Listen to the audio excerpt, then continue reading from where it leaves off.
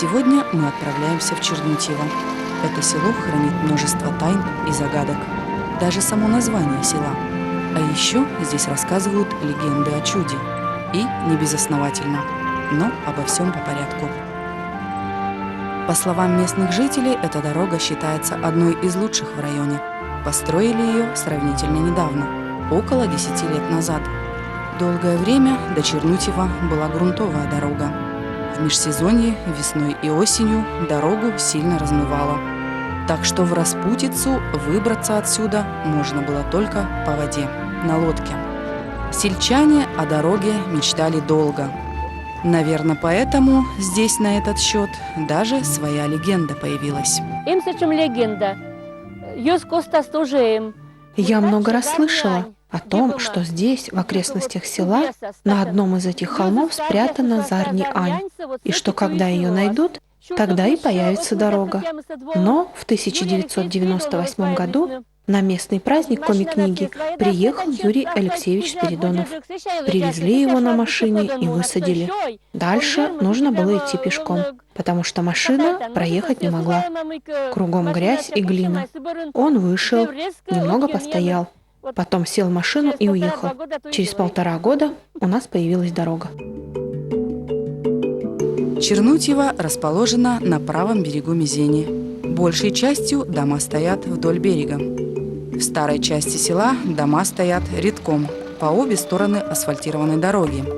Поля, луга вплотную подходят к домам, и сразу же за ними начинаются бескрайние леса.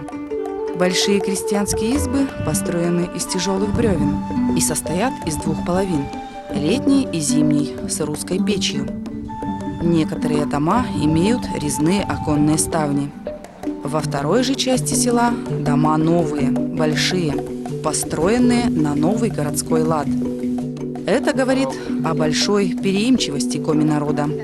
Эта способность подражать вообще характерное свойство зырян и проявляется повсюду. Так писал в своих заметках после путешествия по Ударе знаменитый социолог с мировым именем Петерим Сорокин. Римма Лобанова тоже недавно отремонтировала свой дом на новый лад. Выложила новую печь, сделала веранду. Но к традициям женщина относится бережно. Несколько лет назад в старом амбаре Римма Ивановна нашла ткацкий станок и решила восстановить. Заново собрала и села ткать. Еще 20 лет назад такой станок был в каждой деревенской избе. Ранее из самодельной ткани шили и одежду, и обувь. Этот корпус очень старый, за ним еще моя мама сидела. Вот смотрите, написано, что он 1923 года. Приспособление делал хозяин дома, собственноручно. Каждый мужчина делал станок в меру своих способностей. Вашкинские были уже, чернутьевские – шире. Чем больше станок и шире, тем шире получалась ткань.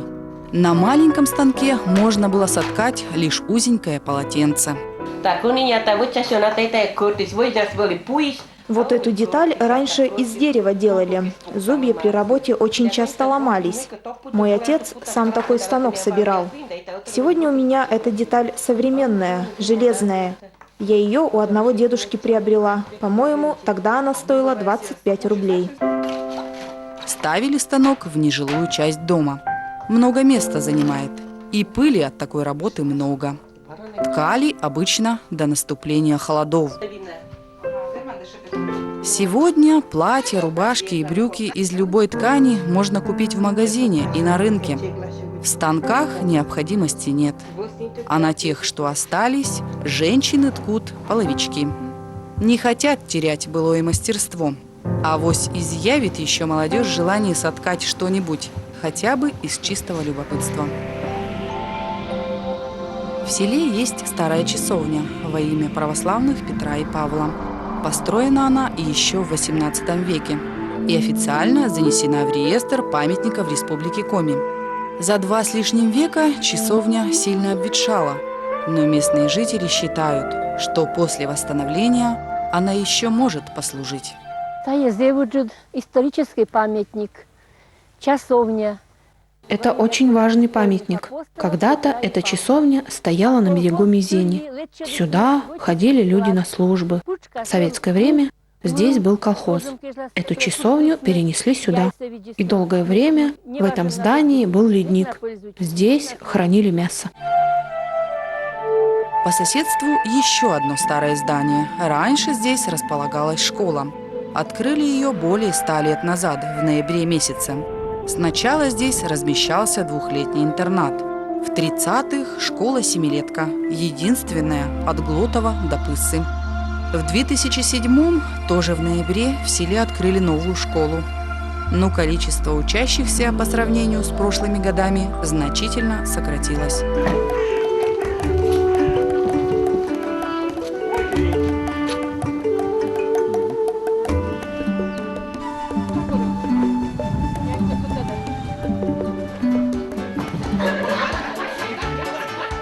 По большим праздникам и знаменательным датам в Чернутьево принято собираться возле местного клуба или в самом клубе. Вот и сегодня здесь людно. Приехал театр из Сыктывкара. Это для местных жителей целое событие. Ведь случается такое редко.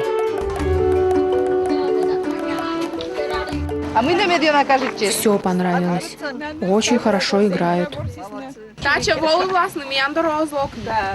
Мы приехали из соседнего села, Сёлеба. Сначала на лодке, потом на машине. И назад также.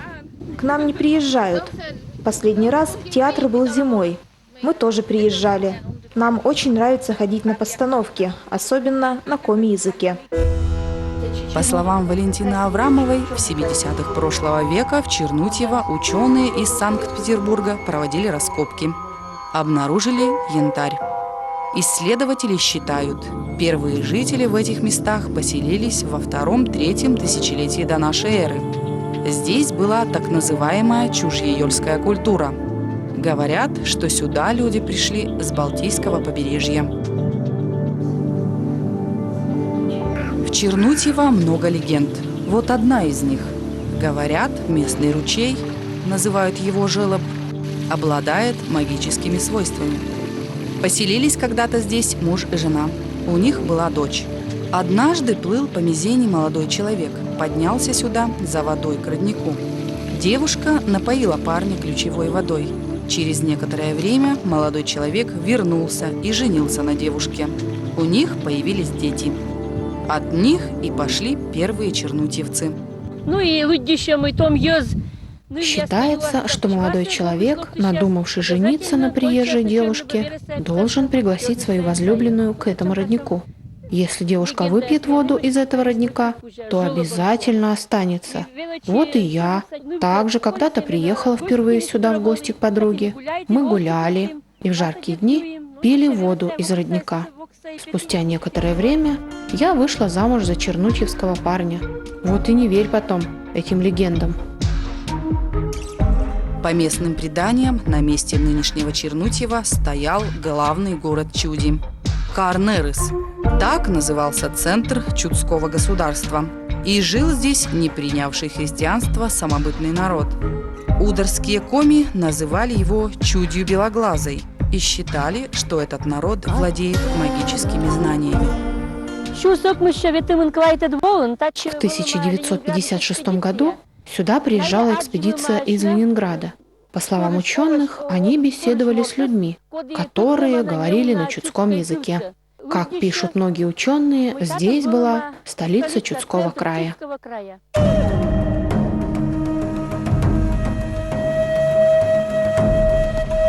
Есть 10 разных версий возникновения названия села Чернутьево. Адольф Туркин считает, что Черным – возвышенность, Черна, где Черн является древнерусским личным именем. По коми Иб – возвышенность. Федор Плесовский связывает происхождение названия села Чернутьево со словом «черный» на месте черного леса или у Черного озера. Еще по одной версии, первый поселенец, расчищая земельный участок, потерял свой топор. Чер – топор. Что таит в себе происхождение названия села? Как и кем оно заселялось, однозначного ответа до сих пор нет. Много историй о кладах связано с легендарным народом Чудь. В Чернутьево такая история тоже есть. Мол, когда на Удару прибыл святитель Стефан Пермский, часть Чуди закопала себя в ямах, а большая часть ушла на север. В доказательство того, что Чудь действительно была в этих местах, жители часто ссылаются на местные топонимы, а их ямы и сейчас еще видны возле села. Там после них находили много красивых чашек из-под масла, небольшие блюдечки. Когда чудины убегали, взяли с собой большой ящик, полный золота, но унести не смогли. И этот ящик закопали в 9-10 километрах от Чернутьева. Многие из местных жителей искали этот клад, но сундук с золотом так пока никому и не попался. Считается, что все эти сокровища заговоренные, заветные. Чудские духи в разных обличиях охраняют эти клады. Найти их могут только потомки чудского народа, а они, по словам местных жителей, и сегодня есть среди чернутьевцев.